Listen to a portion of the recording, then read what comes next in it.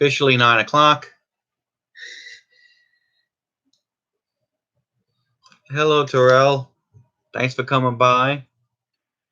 So I'm going to officially start this technical problem live stream. I tried to start this with Zoom, and I don't know if it was OBS or Zoom. I have a feeling I was doing something wrong in OBS, and I was getting this horrible, horrible feedback. So I decided to just do it on straight YouTube Live. So for those who are new or not know what I'm talking about here, this is the first book that we read for the Paul Reed's Book Club. This is Stephen King's The Outsider. So I'm going to spend some time going over this book. I'm going to spoil this book, pretty much go over it all, what I think about it. Those in the chat who have opinions about it as well, speak up, and we'll just have some fun tonight. Also, I think after this, if you hang around, I'll probably give you an announcement about something that I'm going to be doing later on tonight. It's not a live stream or anything, but there's a new video series that I'm starting, and I'll give you some information about that. So if you hang around to the end, I'll tell you a little bit about what a new video that's going to come out. Probably, I think I said it's scheduled for like 1 a.m. to drop my time. So I'm really excited about it, but that's neither here nor there. Right now, we're going to be talking about Stephen King, The Outsider. So the premise of this book is that, well, I'll actually read the synopsis. That's the easiest way. In The Outsider, Stephen King delivers one of his most unsettling and compulsively readable stories. An 11-year-old boy's violated corpse is found in a town park. Eyewitnesses and fingerprints point unmistakably to one of Flint City's most popular citizens. He is Terry Maitland, Little League coach, English teacher, husband, and father of 2 girls. Detective Ralph Anderson, whose son Maitland once coached, ordered a quick and very public arrest. The case seems ironclad, especially when Anderson and the district attorney are able to add DNA evidence to go with the fingerprints and witnesses. But Maitland had an alibi, and it turns out his story has incontrovertible evidence of its own. How can 2 opposing stories be true? What happens to a family when an accusation of this magnitude is delivered? When must reason or rationality be abandoned in order to explain the inexplicable? As the investigation expands and horrifying answers begin to emerge, King's propulsive story kicks into high gear, generating strong tension and almost unbearable suspense. Terry Maitland seems like a nice guy, but is he wearing another face? When the answer comes, it will shock as only Stephen King can. So that's a synopsis. So let's just get into what the book is. It was really an interesting book. I actually really liked it. I gave it 5 stars. So, definitely a top marks for the book. Let me just go over here and talk about it step by step. So, it starts off with the book is that you find out about this crime that was being committed by all of these, interviews. So all of these different people have these interviews where they met the guy, Terry. They saw him around town. They actually saw him with blood on his clothes. A whole bunch of strong evidence that Terry did this crime with this child, where this child was horribly, horribly sodomized and killed. And obviously, once all of these detectives find out about all the evidence, they go out and want to actually arrest Terry, who is a Little League coach. What they decide to do, though, is they decide to make it a very public statement. And they publicly go out while he's doing his baseball game in, I think, like the ninth inning or something, in the middle of the game, and pretty much arrest him in public square in front of everybody. So of course he doesn't know what's going on. He denies the charge of what happened, and you find out that he has an airtight alibi for the crime as well, because he was out of town with witnesses, and as far as everybody can say, he couldn't have done it. But the detectives in the case truly believe that he did it, especially this one detective, Ralph, who actually becomes a major part of the book, really believe that he actually did it. So the question is, obviously the mystery of how this guy could be in two places at the same time. So that's pretty much the beginning of the book. And one of the review questions I said is, how do you like the actual interview process of how they actually set it up? And I really did enjoy the way they set up the interviews. It kind of reminded me a little of old school King, when he actually had Carrie and he actually did like the little newspaper articles. So I really did like the whole interviews. Plus, in the interviews, there were a couple little comical moments. Because anytime you're going to interview somebody and they're being interviewed by police, they're going to be nervous. So usually when you're nervous, you kind of use some humor. And there was a little bit of humor dispersed into those interviews. I thought that was a nice touch. I actually kind of liked it. As far as when they made that public arrest, I mean, I understand why they did it. I think it was almost kind of like a way for them to punish him in a way. It was just, okay, they made this public arrest. Now we're gonna punish him, and it was a mistake. Obviously, as when I get more into the book, you'll understand. It was definitely a mistake. Am I still coming through okay? I just wanted to make sure, because I'm not really getting too much feedback here. I'm seeing people drop and come back. Am I coming through okay? If anybody who's actually on here seeing. Okay. I hate myself. Uh, hello. I can't even tell. Let me check, because I can't see.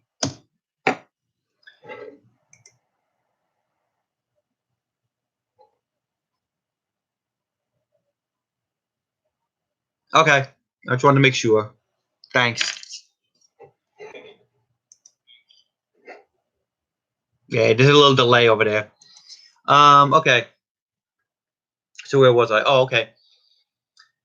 So obviously, I think they want to make this public arrest, and I think part of it was kind of, again, just they just want to let the whole town know, and kind of like uh, use him as this big poster child because of this horrible, nasty thing he did. I think the cops kind of wanted to do it publicly to punish him even more. I think that was kind of the reason.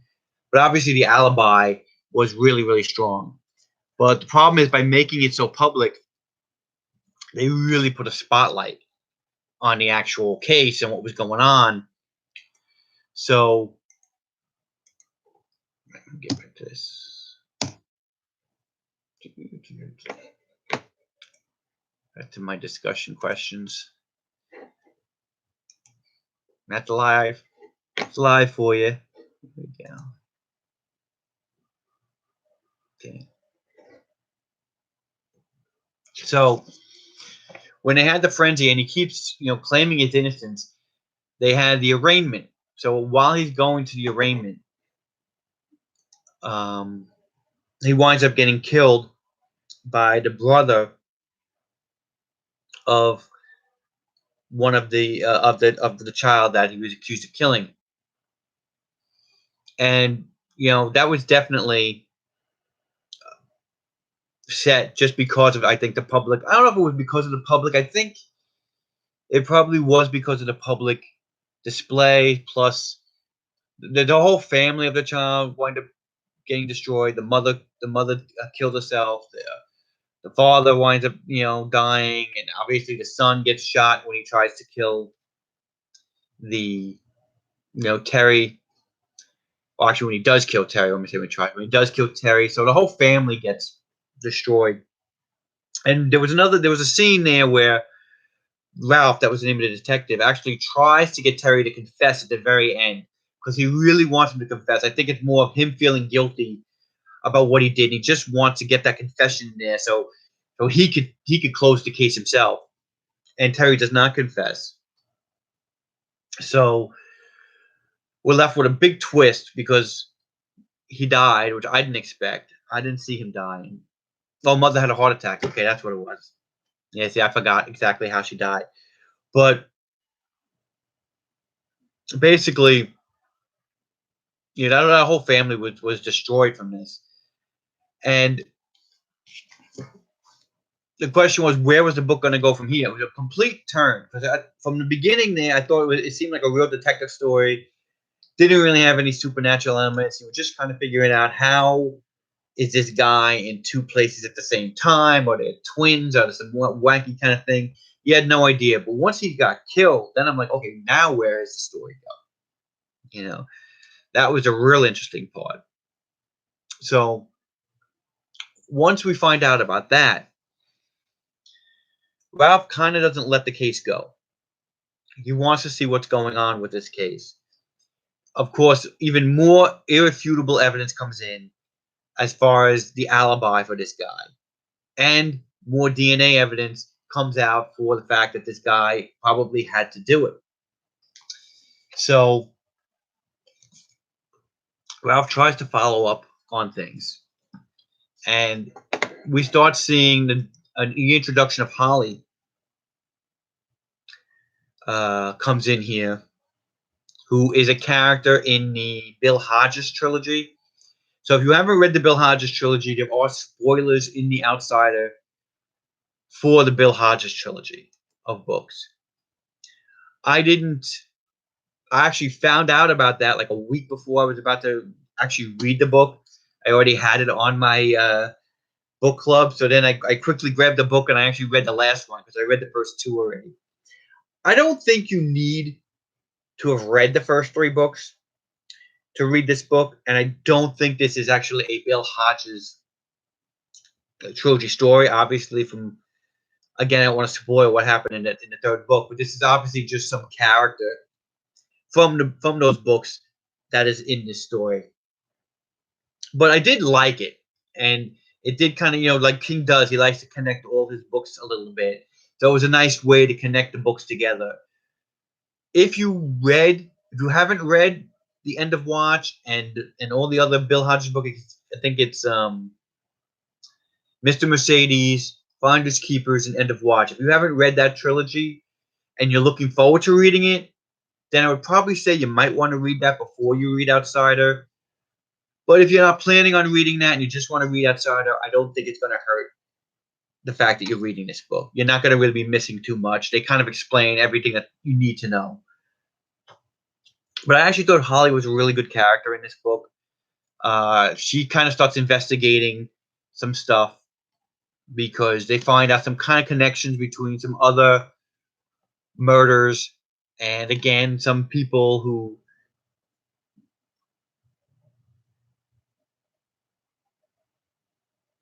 I agree that there isn't any spoilers, even though I haven't read the Bill series. It does make me want to. Yeah. I mean, I like the Bill Hodges trilogy. I mean, it is more detective-y, and this, to be honest with you, this is actually I would classify this more as kind of a detective novel with some supernatural elements. It does have a lot of detective elements to it, but I did really enjoy it. What we find out is the actual person who committed this horrible crime against a child isn't actually a person; it's a creature who they call, what's the name of the creature? Kuko? Is that how you say it? I think. I'm not sure if I'm pronouncing that right. I never heard of this creature before. It's kind of a shape-shifting creature.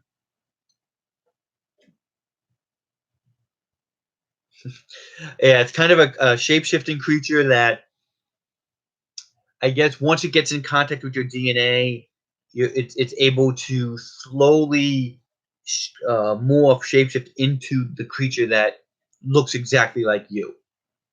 So what this creature's done is it winds up finding somebody, and then I believe in the book I think he cut himself or something, and then he was another person at this nursing home, I think it was. He was visiting his family, and that contact is how that creature wound up getting Terry's DNA. And what he does is, I guess he lived off. I believe he lived off the grief, or he lived off the pain of others. I forgot exactly what it was, something like that. So it takes a long process to actually change into. It takes a long process to actually change into this creature. But once the creature changes into the other person, there's no difference. He has the exact same DNA, and so he I believe he purposely um, tries to make himself visible. Like during the whole crime and everything, he tries to make himself visible to people. So this way, someone else easily will take the blame for his crimes. And I believe he also feeds off a lot of the grief and a lot of the things that's going on in the lead up to this horribly ghastly murder that he commits. And it was a really interesting creature. Like I said, I never heard about this creature before, and I thought it was a really interesting creature. And I wonder, to be honest with you, once I found out about this creature, I wonder where Stephen King's head was at. I wonder if he had the idea about the dual type of murder, like if somebody is in two places at once. Did he have that idea first, or did he have the idea? Oh, I found about this creature, and then he built a story around that. I'm kind of curious, like which came first, the story about the two people in one spot, and then he found the actual creature to fit that story, or if he found a creature and then he built a story around that. Uh, it is kind of an interesting concept, but enough about that. So let me see what my next discussion questions were. Let's see, creature. Oh, so the creature, when he starts realizing that Ralph and the others are on his trail, he wants to actually break people off his trail. So he threatens them, but that doesn't work. So he legend from Mexico and Spanish-speaking countries. Yeah, again, I never heard of the creature though, but it is really interesting. This is the first story I've actually seen with a creature like this, so it's really interesting. I um I found out that what excuse me. So the creature winds up finding out that he's being hunted, and he winds up using this other character, and he does something to him. I guess he touches him or something, and he winds up giving him this red, like wealthy, like welt type of area on the back of his neck that he says is skin cancer, and he uses that as leverage, as blackmail, to get Jack to do his bidding. Jack winds up becoming the character that I've seen in a lot of Stephen King books. It was kind of cool to see it again, seeing an old standby that Stephen King uses a lot. Is that okay? Here I am. I'm the big evil guy or big evil entity, and I'm going to use some kind of third party to interfere with the heroes and stop the heroes. He's done it in it. He's done it in The Stand. He's done it in multiple books. And with Jack, it's just a tried trope, I guess, that Stephen King does that he brings back here. And it was a nice way of doing it because you kind of felt bad for Jack because he was in this position where he didn't know what else he could do, and so you kind of felt bad for him in a way, but he still was the bad guy. So it was a nice twist on that. And finally at the end, they catch. Kuko, if I'm saying his name right, and gets resolved. One of the problems I think with Stephen King, and I see it in this book, and people have talked about it before, and I think even in my uh, book club, some people have mentioned it about the ending. That the endings of Stephen King books, they do tend to drag a little, and this one did too. This just kind of like, okay, you had the ending, the big showdown, which they always wind up having between the big bad and and the good guys, and the good guys are victorious. And then it kind of just kind of meanders to the end. It just kind of like, hobbles to the end. But I'm used to Stephen King, so I'm used to those kind of endings. That was probably the only thing um, that I disliked about this, is that it did kind of hobble a little to the ending. But otherwise, I did really enjoy this book. I thought it was, again, a 5-star read. Um, I know he's got another book coming out, I think in a couple of months. Was it Elevation? But again, a great read. I don't know if anybody else wants to add anything in the chat or anything about what they thought of the book, any kind of problems or anything they had. Let me know. But I really love this book. 5 stars, a great book. And for those who aren't aware, the next book in the Paul Readathon is going to be the first book in the Wizard of Oz series. I actually love this this edition I got from Barnes and Noble, because it has such nice illustrations in here. You see some of these illustrations. So I'm definitely looking forward to reading it. I have read Wizard of Oz before, and I think I've listened to it on audio as well. And I mentioned it that what's her name? Oh God, I can't even remember her name now. From the Princess Diaries. What is her name now? I can't remember. The one actress does the voiceover, and she does a really good job with all the different voices. One thing when you're listening to an audiobook, Anne Hathaway. Yeah, that's it, Anne Hathaway. When you're doing an audiobook, the biggest thing is to get the voices down, and she does a great job with getting different voices. So if you're interested in reading The Wizard of Oz, I broke this up into chapters of, I think, instead of 6. So this way that, because these chapters are real tiny. So I figured, I broke it up into sets of 6. I believe there are 24 chapters in this book. So you could go just like the Outsiders. You can actually read it and comment after you finished a couple of chapters. And I believe in another month I'll be doing this.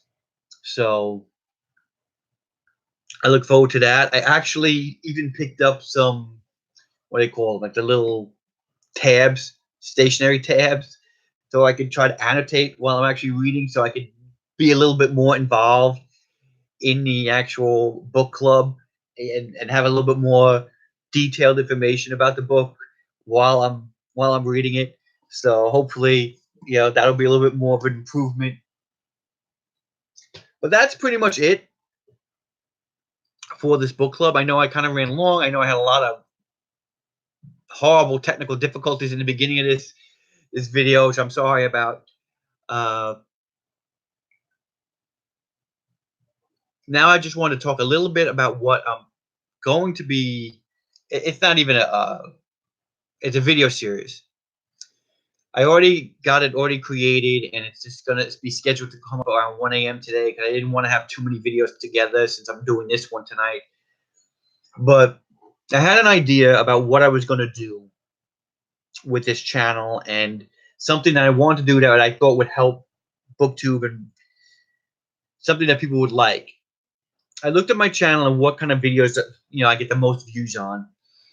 And the videos I get the most views on are my shoutouts. Those are pretty much the videos I get the most views on, which I like. I like doing them. It's a little bit of work, but I still really enjoy showing people all the new booktubers that are out there. And I know a lot of people obviously like it since I get a lot of views on those shout outs. So I thought, what else can I do for booktube, that would, highlight something, besides just shout outs. So again, starting tonight, those who are watching this video live will find out in a couple of hours. I created something I'm calling This Week in Booktube. So the first episode it's only 9 minutes long, the first video, but since it's actually the first video, it has a lot of stuff in it, and I'm hoping that subsequent ones will be a little less because I don't have to cover everything at once because I've covered it all on the first video. But what it's going to be is I looked through BookTube because I pretty much subscribe to probably almost everybody on BookTube. So I looked through BookTube and I found all of the readathons and read-alongs that I could find pretty much, and all of the ones that start after tomorrow. So there were a bunch that I missed the cutoff from the start date. But all of the readathons and read-alongs that I see that are on YouTube, I comment on. And I give you basically, it's kind of like a news channel, I guess, if you want to say it. It's kind of like a news video that's going to be all of the readathons and all of the read-alongs. I added also a couple of subscriber milestones. So there's like 3 people who had big subscriber counts. One who had like 10,000 subscribers, one who had 5,000, one who had 1,000, and I spotlight that as well. And I want this to be a regular video. I mean, obviously this is the first time I'm doing it, but I want this to be a regular video, and hopefully, the people who are watching this can let me know about new booktube milestones and readathons and read-alongs, so you have a place to find out about them all, because I've missed some. I found out about the to Infinity and Beyond, and I did a readathon for that, but there were some that I realized, oh my god, I missed these. They sounded really cool. There was like Let's Be Mermaids one, and that was an interesting, weird kind of one. I missed that. And there was another one I missed in Booktubeathon. I was almost going to do Booktubeathon, but then I was kind of a little late to finding out about it. It's like I didn't do it. So I realized it's something that really should be out there on BookTube. So I said, okay, well, since it's something that should be out there, I'm going to do it. So hopefully you guys will enjoy it. Hopefully those who are watching this video, I guess the 3 people, you guys who found out, I know ahead of time about this video. Let me know what you think about it. I'm really excited about it. And I think that's going to be it. I'm going to leave this as a little shorter video than I anticipated. I had trouble with Zoom. I don't know why. Couldn't really get too many co-hosts. Hopefully I will get some more co-hosts in the future as my channel grows and I can figure out what the problem was here. Thanks again for watching, and I hope to see you soon. Oh wait, actually, before I leave, I always do this. Before I leave, does anybody have any questions or anything else that they want to talk about? I know I kind of just what's this? Just said hi. Oh, thanks. Yeah, I saw your 9-month-old in the video. That was cute. Music of a cat. I saw your video. I really liked it. For anybody who's watching this, Music of a Cat did her own review of The Outsiders. I agree with most of what she said. So if you're watching this on a replay or something, definitely go and check out her video because it's a great video. And again, I just want to let everybody know, is there any other questions anybody else had or anything else that anybody else wanted to say before I go, even though I only have a few videos here? All right. So I know I rambled through this, but I just want to say thanks again for watching again, and I hope to see you soon. Bye.